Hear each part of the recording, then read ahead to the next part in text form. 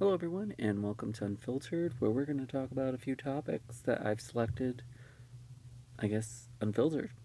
So, I'm your host, Matthew, and let's get started. So, we're going to start off with the season premiere of The Conners. There's been some discussion around the opening of the actual first episode, the intro, and at least for my opinion, it seems like they kind of phoned it in. Almost like my shirt, because I bought this from Shein, didn't really like it after I got it, and decided to wear it today. So, because where else am I going to wear it? I'm not sure if anyone has ever had that moment where you go to the store and you thought what you wore was cute, but then you see that your body is probably a little more misshapen than usual because of the shirt you're wearing. And I feel like this shirt is doing it to me. I went to work today and then I was like, hey, I really like this kind of like green, kind of olive, a dark olive sweater I was wearing. And then I realized that I kind of looked like a potato. So, anyways, back to the show because I got a little on tangent there. So we saw the Conners open up, and they did change the introduction. We know that last time we talked that Michael Fishman, who played DJ, wasn't going to be a part of the fifth season, or at least was going to be like in a few episodes, but like as a guest occurring role. I heard that Beverly, who is Jackie's mother and Darlene's grandmother, would be more recurring, and I do like Beverly. Um, that was always kind of like a hard point for Jackie, that relationship. But looking at the intro, you see that the actor who played DJ was out of the introduction for the episode, as was anticipated and as was reported. But you see that DJ's daughter is actually in the intro of the episode along with Darlene's boyfriend, Ben. So, what's interesting there is if you're going to leave DJ's daughter in the series, and if DJ is going to be back in the episodes, then I would expect maybe DJ to actually have less screen time than his daughter. So we'll see, and I think it's also insulting maybe to the actress who plays DJ's daughter, because if she doesn't get, more screen time than someone's not in the show, how is that really fair? So, again, I thought that was interesting with the change with the introduction to the first episode. And then also, I kind of feel like they phoned it in and just like decided one day to call everybody up and said, hey, I just made a decision. We got to film this introduction. And they, film everyone walking into the kitchen, which is what we're used to for the introduction. And they don't even go around the table. It was like, they're like, eh. I think they would just have too much to do. If we could just get this wrapped up in the first take, that'd be great. And that's what they did. I mean, that's what it seemed like, too. So, in the first episode for the season 5 premiere, we see that Jackie and her new husband are going on a honeymoon with Darlene and Ben. And like one of the criticisms of like the show was that Jackie seemed like she was not the previous character that we knew from Roseanne. And you got to see a little more clues, or them bringing back some of Jackie's characteristics, the insecurity with the relationships, which, yeah, we've seen. It's interesting that Darlene kind of walks all over Jackie, which was something that Roseanne did, so I did appreciate that. You did get to see also that Darlene's son, Ben, is struggling with his boyfriend breaking up with him, and he decides to drink with his sister, and there's that kind of dynamic going on at the same time as Jackie and the honeymoon. Overall, not a bad episode. I probably would have thought that they would probably maybe add a little more jokes in regards to the episode, and maybe add a few more items there for character development, but that's what we got in the first episode. I really looking back at Roseanne, I really enjoyed kind of the different story arcs that pulled from actual experiences that many people have. And that's something that I feel like this show has struggled with. So we'll see how episode 2 goes. But for my first impression of episode 1, looking at that introduction, I thought it was interesting that you got rid of DJ and then you don't even care about the beginning of your introduction because it just seemed like it was just filmed really quickly. What are your thoughts on the introduction of that? Do you agree with me that it did seem like they phoned it in and just quickly got it together? So if you know and have watched my videos on this channel, you've seen that I've reviewed every episode of Queer as Folk on Peacock for their new original series, or not so new because we just got an announcement that it's been canceled. So there's not going to be a season 2. Season 1 is the series premiere and final season of the series. So all in one. And I'm not surprised, to be honest, because if you watch my episode 8 review, which is kind of a bookend to my thoughts about the series, the characters started off on the first episode where basically the same place at the end of the series.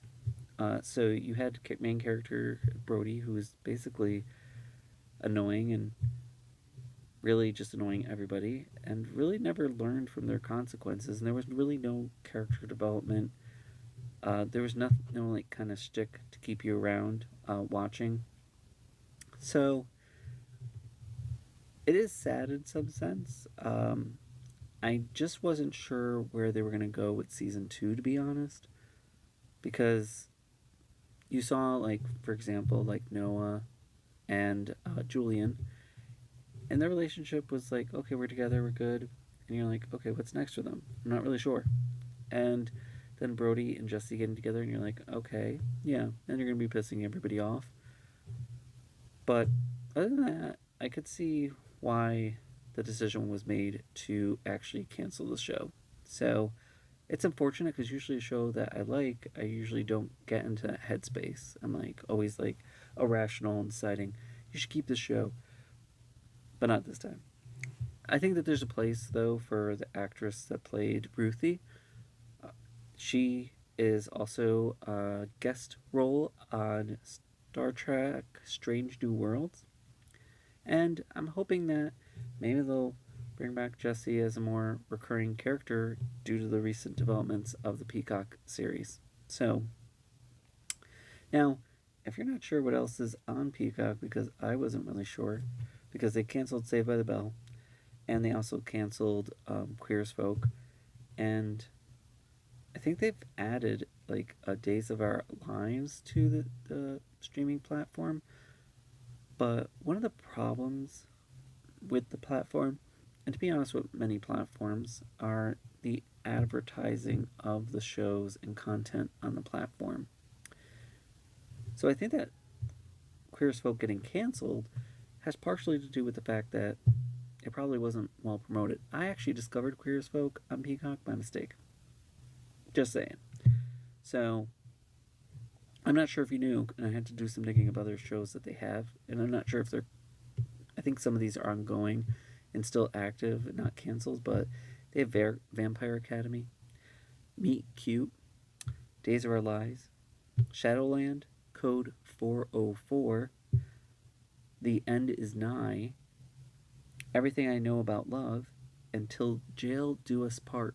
Now, if you don't know many of those shows, and this is the first time you're hearing about them, I'm with you, because as I was investigating this, I was like, wow, I don't even know what most of these are about. And I'm not saying that they're not good shows because I haven't even watched them, but I'm just saying, wow, definitely an issue with actually promoting things. And a lot of these shows are not gonna bring somebody to the service. Maybe you could argue Days of Our Lives, but that's a very kind of certain type of audience, that is probably not going to increase your subscribership. because I think there's a free version also of Peacock, but I'm not sure if Dave's or Lies included in that. With Peacock, not advertising hurt the show. They're canceling, shows, but without really a direction of where they want to go. And I mean, Netflix can get away with it because they became so large that, basically anything they have on their service is self promoting. But I have to just say, even with Netflix, they have such a huge library, I don't even know what it's playing some of the times. So, there's that in regards to Peacock. If this is your first time hearing it or you've heard about it, what are your thoughts? Are you upset that it's canceled? Or are you like me where you just go, kind of accept it? It's almost like a friend who just says, you know what, I no longer want to be friends anymore. I'm like, okay. Am I really like that? Sometimes. One of my favorite things is actually canceled plans. Someone cancels plans, I'm like, yay. So, as for our last story, we have Comcast is rumored to buy Warner Brothers. So it seems like what they're saying now in the news is that David Zaslav's decisions with HBO Max and Warner Brothers properties, such as canceling Batgirl, getting rid of content on HBO Max, going towards more unscripted programming, and talking about merging the streaming platforms was just that all talk, and is really an effort to try to streamline the services they bought and try to get it prepared for actually Comcast to buy. Now, a lot of people before Discovery Plus actually purchased Warner Brothers had thought that Comcast, NBC Universal purchasing the studio made a lot more sense. And we'll get into that in a little bit, but it kind of reminds me of like when I heard that Kmart bought Sears with Discovery Plus buying Warner Brothers. I mean, Warner Brothers unfortunately has done things to mess up their own brands, DC and Harry Potter with the Fantastic Beasts. Watching the Harry Potter movies, enjoyed the movies. I didn't read the books, so lots of the characters, I always kind of got lost. I think I'm starting now, probably my fourth, fifth watch of them. I'm starting to know the connections when they talk about characters. But Fantastic Beasts was a huge mess with that too. Even worse, because I was like, I'm not sure if I'm really interested and I don't know who anybody is. So, yeah, Warner Bros. Could use reshaping, and yeah, David Zaslav taking over has already seen like a crap show. Some are saying, and I think who I watch, Grace Randolph, if you haven't watched Beyond the Trailers, check it out, has indicated that with Batgirl decision, kind of burned David Zaslav to actually not want to be in the game anymore. That's pretty quick. He was like already bowing out. But who knows? And as always, I try to look at this from a consumer perspective is, you know what? Poor decisions already happening. Sure, I get it. It's probably sad, though, that Warner Brothers will probably go away as a namesake, and it will be to take over by Warner Brothers, or Universal, I should say. So, kind of sad to see that go. I mean, it's exciting for the theme parks of Universal Studios to actually, get the Harry Potter under them, as well as DC. Maybe with Islands of Adventure, they have the Marvel Land, and kind of not good because Disney has their own. I mean, they own Marvel now, so it'd be good if Universal had DC and was able to recreate that land and have a little more flexibility right now, because with licensing and the current contracts, they can't really do much with the land. So, and also Simpsons is going away. So there's plenty of other properties that Warner Brothers has that they could use to incorporate in the park. So overall, I guess from a consumer stance, it makes sense. Less competition though. I'm just looking for the Universal theme parks to be actually a little more pricey, and they're getting there along with Disney. So listen, I guess I'm just going to watch videos of people going to theme parks, and that's kind of my life right now. So I was like, what'd you do this weekend? Oh, I went to Universal. Oh, you did? Yeah, via YouTube. It'll be interesting to see, though, what Universal does with the rest of the catalog. I mean, they do have Mortal Kombat Matrix. They do have their animation and horror divisions. I was thinking like The Conjuring. So seeing those kind of like The Conjuring appear in the Universal Orlando parks is nice. I just imagine the possibilities with theme parks. In the meantime, because apparently this David Zaslav reign has to take place through 2024, so we're going to have to suffer through whatever decisions they make while he's there. So what do you think about Comcast rumored to buy Warner Brothers? I mean, right now it seemed like kind of a bad relationship with Discovery Plus. I'm not sure if Discovery Plus is going to also be bought, I mean, Discovery themselves, by Universal as well, or is it only like a partial package deal? And I'm not sure if all these other large mergers taking place, if Discovery in itself will be able to survive just as a separate streaming platform and also via cable. So it'll be very interesting. Yes, they've created a niche, but just leaving an opportunity for someone else to step in. Interesting.